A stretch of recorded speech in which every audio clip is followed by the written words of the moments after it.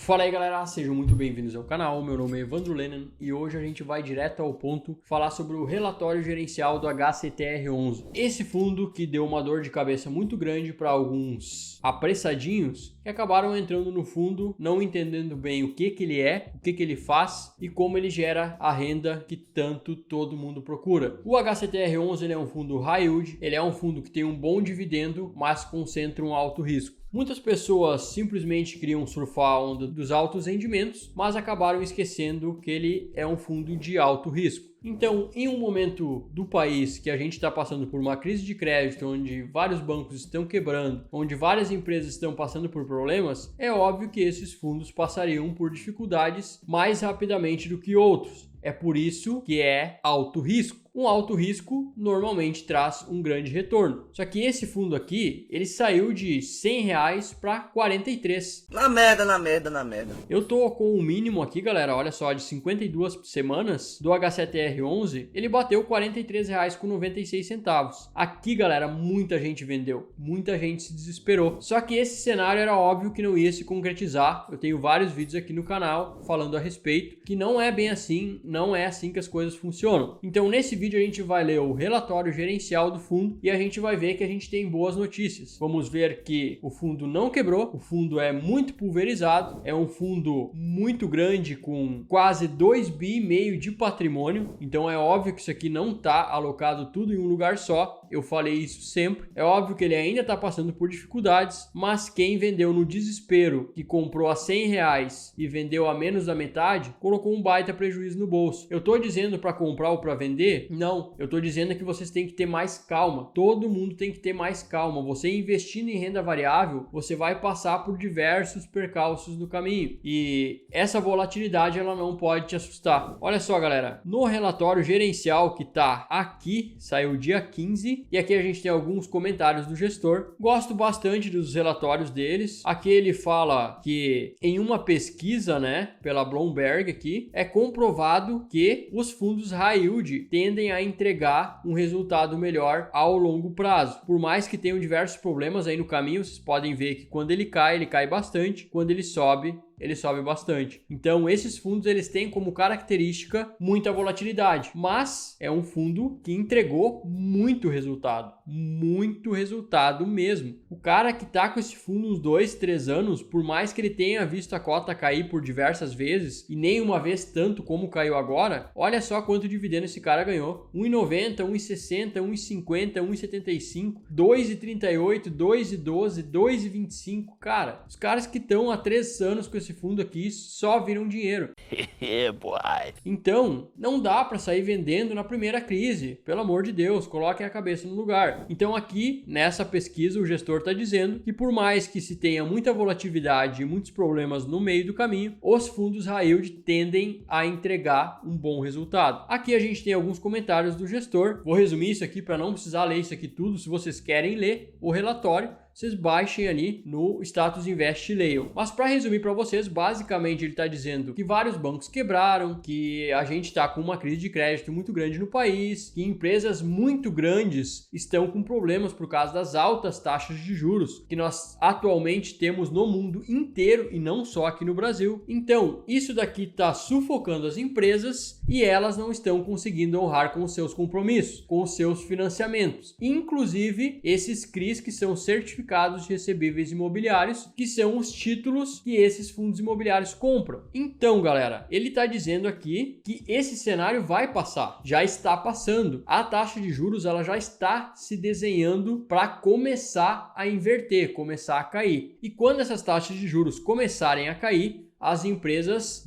elas estão amarradas aqui, ó. Pensa que elas estão numa camisa de força, não tem para onde correr, não tem para onde fugir. Quando eu tô muito doido, eu não me controlo. É juro alto, é baixo consumo. Por exemplo, essas empresas aqui que ele vai citar uma por uma depois, são empresas de consumo cíclico, são empresas de lazer, de turismo, empresas que vieram de um problema da pandemia, estão com problemas agora por causa do baixo consumo, todo mundo sem dinheiro, né? Taxa de juros alto. desemprego começando a se desenhar. Então, baixo consumo, já vieram meio capenga da pandemia. Então, as empresas elas estão com problemas, só que esse cenário está começando a inverter. Ele está falando aqui que ele está em negociações com essas empresas e a gestão está trabalhando para conseguir resolver todos os problemas de todas as inadimplências. Então, o grupo Gramado Parques, que é um dos que mais está dando dor de cabeça aí e que tem um PL relativamente grande do fundo, né? Ele está dizendo aqui que as negociações não foram fáceis e que eles vão pedir sim o vencimento antecipado. Então, olha só, galera, aqui ele fala, ó, em continuidade aos acontecimentos relatados no último relatório gerencial e devido à relevância do tema, abordaremos os acontecimentos de abril em conjunto com os eventos subsequentes no início de maio.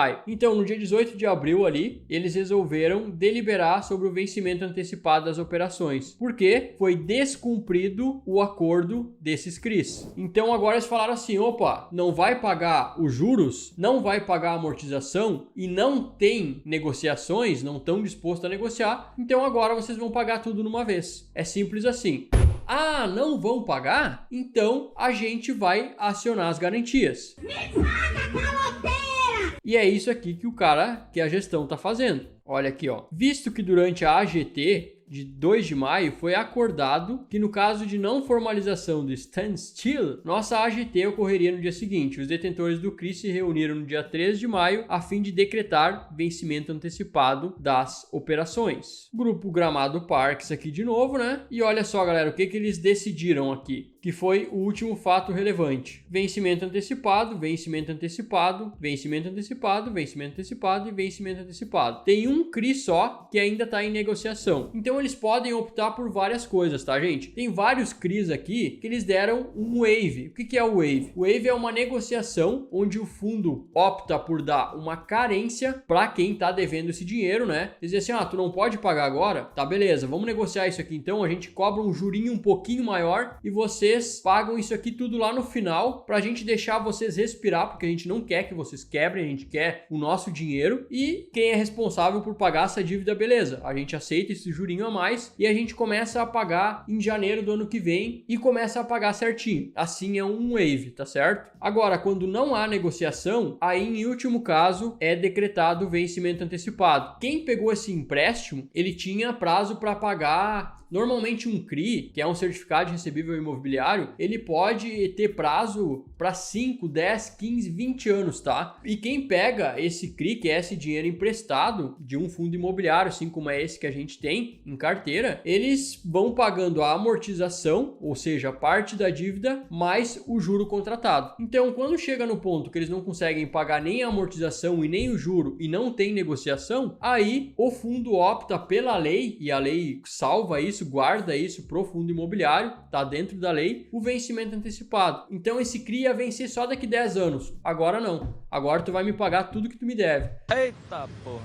Se tu não me pagar tudo que tu me deve, tu vai ter que me dar aí os teus hotéis, os teus resorts, e a gente vai ter que levar isso aqui de outra maneira. Então, com o Gramado Parques não teve negociação, foi decretado o vencimento antecipado, e a gente vai ter que acompanhar isso aqui, vai dar muito pano pra manga ainda. E o circuito de compras foi dado um waive, foi negociado, e pelo que eu vi aqui, eles vão começar a pagar em janeiro do ano que vem, com um juro um pouquinho maior, e aumentaram a cauda do empréstimo. Gente, não é perdoado dívida, tá? Não tem aqui negócio pai e filho. Aqui são negócios. A gestora, ela preza pelo bem do cotista. Eles estão aqui para fazer a gente ganhar dinheiro e eles ganharem dinheiro. Teve negociação? Beleza. Não consegue pagar, então vão ter que pagar um pouquinho mais lá na frente. Aqui, a gente pode ver mais para frente que o único problema real ainda é do Gramado Parques, que não teve negociação e a gente vai ter que ver como vai ser acionado essas garantias. E isso daqui vai ser uma novelinha bem interessante ainda. Não sei se eles não vão voltar atrás e vão querer pagar isso aqui. Vai depender muito das garantias. E aqui a gente pode ver toda a carteira de CRI do fundo imobiliário. Vocês podem ver, galera, que pelo amor de Deus, né? É um fundo bem pulverizado. Daí aqui a gente tem a legenda de status. A legenda verdinha com um certinho é adimplente. Tá tudo certo. Quem tem esse CRI aqui tá pagando. Não tá passando por problema. Tá pagando juro e amortização, tudo certo. Só verdinho sem o certinho no meio tá inadimplente com waiver, ou seja, tá negociado, não tá em atraso porque já foi renegociado isso aqui, já foi dado prazo para eles pagarem, tá tudo certo. a princípio tá tudo certo, só esperar começar a receber de novo. Em amarelo é em negociação. Aqui a gente tem que ver o que ainda vai desenrolar na história. Vai ter que ser decretado vencimento antecipado? Vai ser dado um waive? Vai ser colocada as garantias para conseguir receber? Então tá em negociação. E em vermelhinho é vencimento antecipado. E a gente pode ver que quem tá com vencimento antecipado basicamente é aquele Gramado Parks, né? E mais alguns aqui, ó, o Aquam Prime, que também é de lá. A gente pode ver que nem é tão relativo no PL do fundo, né? 0,5%, mas o Gramado Parks em todas as séries de CRIs já tem um PL relevante, já é uma boa participação do fundo. Então vocês podem ver, gente, que a maioria está em negociação, alguns já foram concedidos os waivers, e em vermelhinho tem poucos, né? A maioria mesmo está em negociação. Então vocês podem ver que são muitos CRIs, muitos mesmo. Esses fundos imobiliários aqui, que são investimentos que o fundo tem em outros fundos imobiliários, sinceramente eu não entendo isso daqui, não faço nem ideia por que eles investem em um fundo imobiliário que nem esse daqui, esse XBXO11. Só para vocês terem uma ideia, galera, olha só isso aqui. Um dia eu mesmo quero mandar um e-mail para essa gestão e ver por que eles investem nisso daqui. O valor patrimonial da cota é R$ 95.